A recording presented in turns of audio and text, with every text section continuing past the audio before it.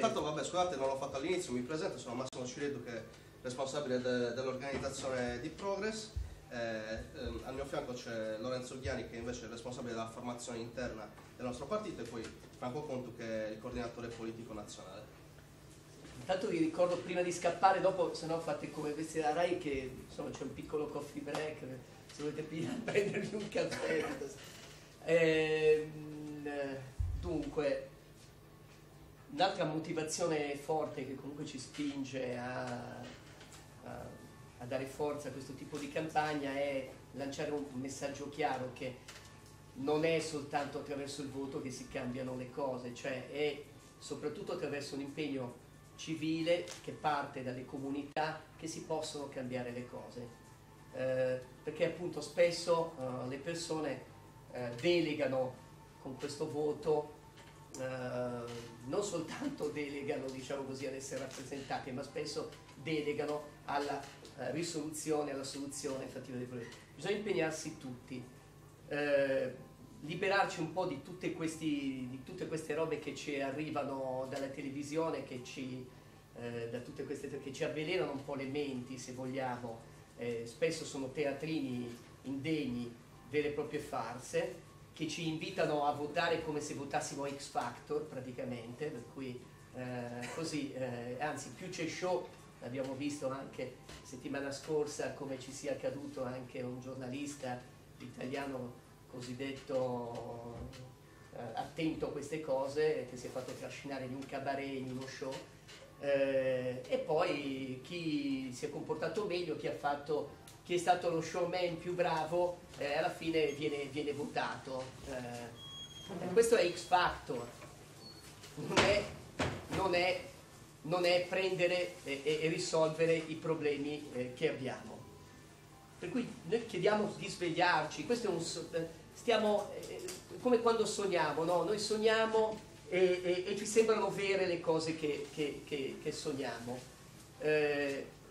In realtà, se ci svegliamo ci rendiamo conto che non è vero nulla di tutta quella cosa.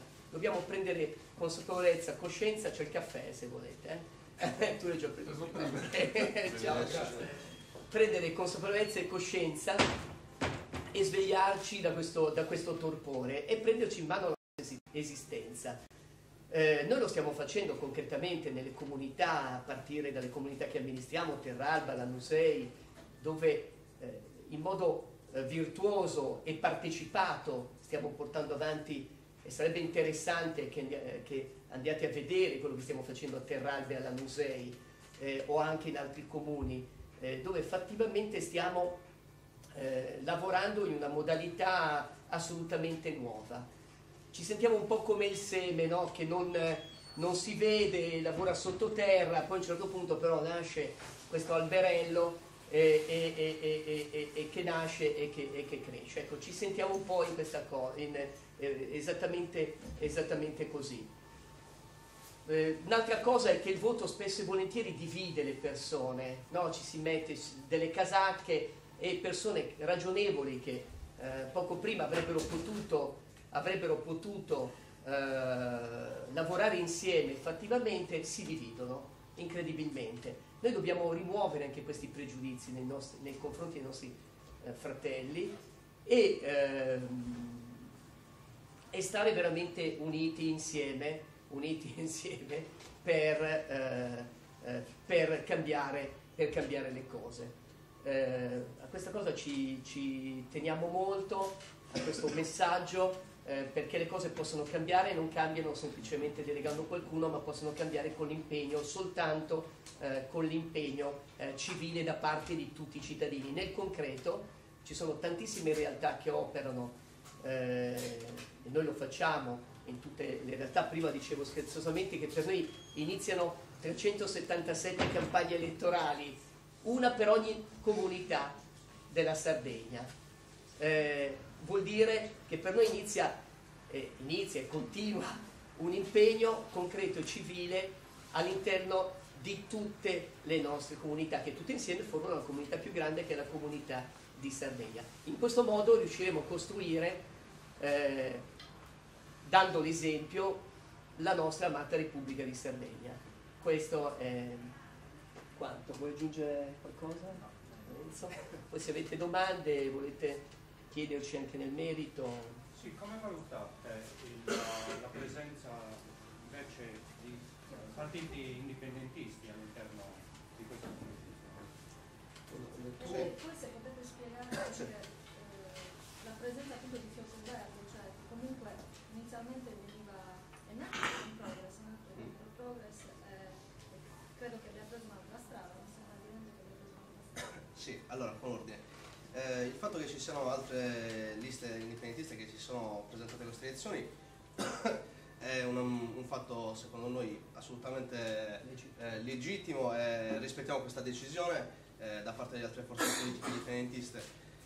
Semplicemente, chiaramente, giustamente gli altri partiti indipendentisti hanno pensato che valesse la pena fare testimonianza sostanzialmente, perché poi le possibilità di elezione sono, a causa di questa legge elettorale, sono veramente scarse, ma in ogni caso è una scelta assolutamente legittima che noi rispettiamo. Chiaramente, come abbiamo spiegato all'inizio, pensiamo che comunque sia questo appuntamento elettorale non sia diciamo così, l'appuntamento elettorale in cui ci sia bisogno di fare testimonianza. In qualche modo la nostra campagna con il bollo nero è un'altra maniera per testimoniare il proprio dissenso nei confronti del sistema politico italiano. Quindi vediamo un po' queste due iniziative, cioè il fatto di aver presentato delle liste indipendentiste e il fatto di questa campagna elettorale, come due iniziative, io oserei dire parallele, nel senso che poi vanno tutte e due nella stessa direzione di dire che il sistema dei partiti italiani in Sardegna, dei partiti autonomisti, non regge più diciamo così, alla prova della società sarda. Quindi sono due modi secondo noi paralleli per poter esprimere questa posizione. Sul fatto del... Posso aggiungere, sì, rispetto a questa cosa, poi sarà interessante probabilmente la competizione sommare i voti di astenuto, di chi non è andato a votare, i voti di chi ha votato per i partiti indipendentisti e di chi ha, diciamo così, annullato la scheda con la nostra campagna. Sarà interessante e probabilmente scopriremo qualcosa di molto molto interessante. Sì, sul fatto del Fiocco Verde, giustamente diciamo così, l'iniziativa dell'Agenzia Sarda delle Entrate è nata da un'iniziativa sostanzialmente di Progetto Repubblica e si è sviluppata poi successivamente tramite un comitato popolare. Poi, diciamo così, una volta che sono state raccolte le firme per quella iniziativa di legge popolare, il comitato sostanzialmente si è disciolto e dunque sostanzialmente ognuno dei componenti di quel comitato popolare ha deciso di prendere le sue legittime decisioni sul proseguimento di quello che voleva fare. Di conseguenza, diciamo così, una parte di quel comitato, che è riferibile sostanzialmente a Pietro Murru, ha deciso di supportare questa diciamo così, lista che si è presentata alle elezioni italiane, e noi appunto rispettiamo assolutamente questa decisione, in quanto la vediamo sostanzialmente come complementare alla nostra iniziativa. Quindi i rapporti sono rimasti assolutamente ottimi con tutte quelle persone che si sono impegnate in quella battaglia. Non so cosa sì, no, io ho fatto parte del comitato delle 4 persone che hanno dato vita al comitato del Fiocco Verde, e la ricostruzione è assolutamente questa. A un certo punto, raccolte le firme, pensavamo che fosse esaurito in qualche modo il percorso e l'istanza di quel tipo di battaglia, 32.000 firme, qualcosa di molto significativo. Dopodiché appunto il comitato si è sciolto e ognuno in modo legittimo ha preso le proprie strade. Però ricordare che in tutto questo il comitato era assolutamente apartitico, questo è corretto dirlo, anche se appunto l'impegno di Progress è stato determinante, perché è stato grazie all'impegno di tutti gli attivisti di Progress che si sono raccolte un numero significativo di firme. Grazie. altre domande? Sì, io volevo chiedere una cosa. Fondamentalmente voi portate avanti una campagna di dissenso, cioè nel senso che voglio dire, volete contare, perché il Dio nero suppongo che sia anche, altrimenti basterebbe non annullare la scheda in qualsiasi altro modo, quindi un segno distintivo sulla scheda che permette di contare quante persone di fatto seguono, diciamo che è una votazione al contrario, ecco. Però volevo chiedere una cosa, assieme a questa campagna voi avrete anche un progetto, ecco, volevo rifarmi a quello che diceva il coordinatore, cioè qualche esempio, ha parlato di Terralba, di Lanusei, cioè perché il dissenso penso che non sia solo in Progress, penso che un po' tutto il panorama politico, o meglio il panorama dei cittadini viva una situazione di dissenso più o meno diffuso, però si aspetta anche delle proposte, quindi qualcosa che voi dite noi non lo facciamo ma siamo diversi perché abbiamo fatto questo, abbiamo quest'idea per questo. Sì, e infatti come dicevamo prima, noi non è che abbiamo un dissenso verso, diciamo così, il fare politica o il fare proposte, no, okay, un dissenso rispetto al delegare al Parlamento italiano la risoluzione dei nostri problemi. Invece pensiamo che all'interno delle nostre comunità, partendo dalle nostre comunità, quindi dai comuni, si possono fare delle iniziative concrete molto significative. Per esempio alla Nusei, come ricordava Franco, dove esprimiamo, siamo diciamo così, all'interno della maggioranza che governa il paese, abbiamo fatto molte iniziative, tra cui tra le più significative ricordo per esempio tutta diciamo così, la comunicazione trilingue all'interno della biblioteca, all'interno degli uffici comunali. È stato deciso che tutta la comunicazione sarà sia in sardo che in italiano e anche in inglese per favorire appunto diciamo così, lo sviluppo anche turistico della città. Oppure penso a Terralba, dove nell'ultimo periodo praticamente esprimiamo diciamo così, l'assessore alla cultura, quindi principalmente su quel tema lì abbiamo fatto moltissime iniziative, per esempio una commemorazione molto importante dei monti di Palabandra, oppure diverse altre iniziative di carattere culturale sulla storia e sulla cultura nazionali sarde. Quindi secondo noi, proprio partendo anche dalla cultura, cioè partendo anche dalla sensibilizzazione dentro i nostri paesi, facendo attività culturali, poi si arriverà mano a mano a creare quella coscienza civica e nazionale che poi ci permetterà di tradurre queste istanze anche a un livello più politico e più diciamo così. Prego. Posso aggiungere la campagna sulle servitù militari, importantissima, che è tuttora in corso, tra l'altro, che ha visto la partecipazione di numerosissime associazioni insieme a noi nel denunciare appunto lo stato di abbandono di questi spazi che possono essere riappropriati e messi a disposizione delle collettività e delle comunità. Ma penso a tutto il nostro impegno rispetto alla promozione della filiera corta, della sovranità alimentare, fattiva, concreta. Non c'è settimana dove non siamo nei paesi e nelle nostre comunità a promuovere la filiera corta, perché è da lì che passa l'inversione di tendenza. Oggi consumiamo l'80% dei prodotti alimentari che arrivano da fuori, se già questa cosa la invertiamo, immaginiamo quanta prosperità creiamo ai produttori che in questo momento invece stanno soffrendo perché non trovano una distribuzione locale organizzata, uno sfogo di questo tipo. Siamo molto attivi, impegnati in ambito anche economico, vicino alle imprese, non c'è giorno che attivisti non vanno, incontrano, tentano di capire come dare supporto, in che modo, nel promuovere e nel fare rete, eccetera. Insomma, noi penso che sono moltissime le attività che concretamente e quotidianamente svolgiamo nelle nostre comunità, anzi forse siamo più ricchi di contenuti di attività che facciamo che di altro, ecco. Per aggiungere, sì, vabbè, l'abbiamo anche accennato prima, la battaglia sulla sovranità fiscale, quindi sull'Agenzia Sarda delle Entrate, che ci ha visto impegnati per diversi mesi l'anno scorso e che tuttora continuiamo a seguire nell'iter burocratico che c'è all'interno della regione. E insomma, questi sono solo alcuni esempi. Forse siamo più appassionati a fare concretamente che a questo tipo di partecipazione di competizioni, eccetera.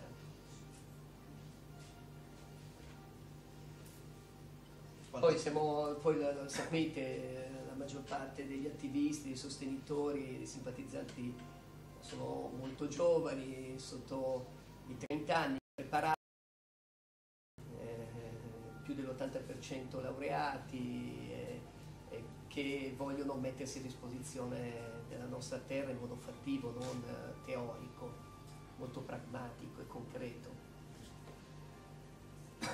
Qualche altra domanda? Qualche altra curiosità? Io volevo dare uno spunto, Sì. stavo cercando di accennare. Questo è opportuno, la presenza dei giornalisti, raccontare anche un po' la nostra visibilità all'interno di internet, dei social forum, eccetera.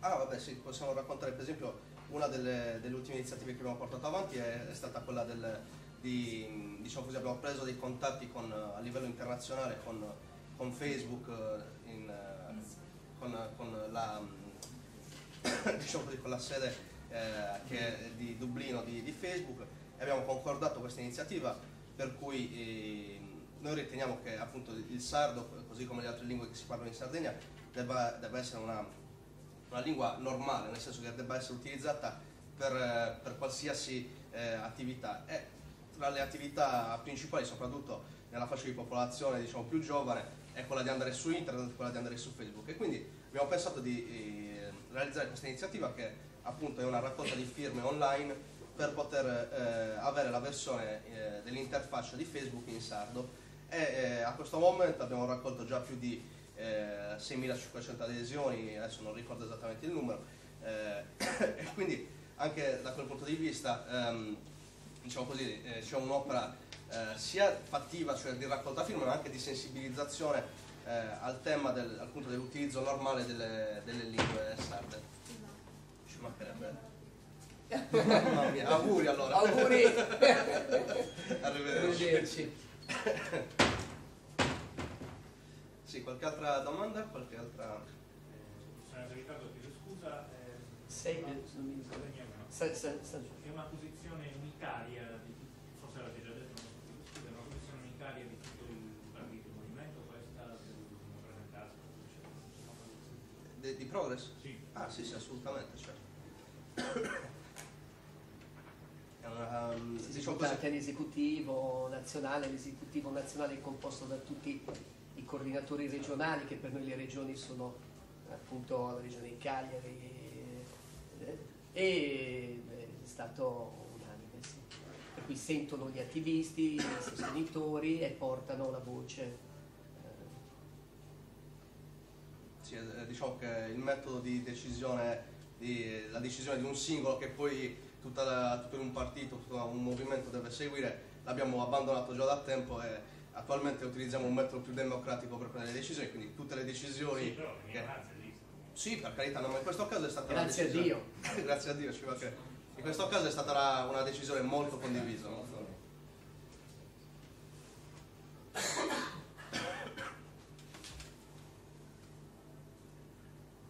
Prego, se ci sono altre domande? A posto? Mi ha fatto male ad annunciare il caffè, capito? Perché Abbiamo... Bene. Va bene, allora, non so, aggiungiamo qualcos'altro? No, Nel mentre che ci beviamo il caffè siamo a disposizione per qualsiasi ulteriore chiarimento. Grazie mille.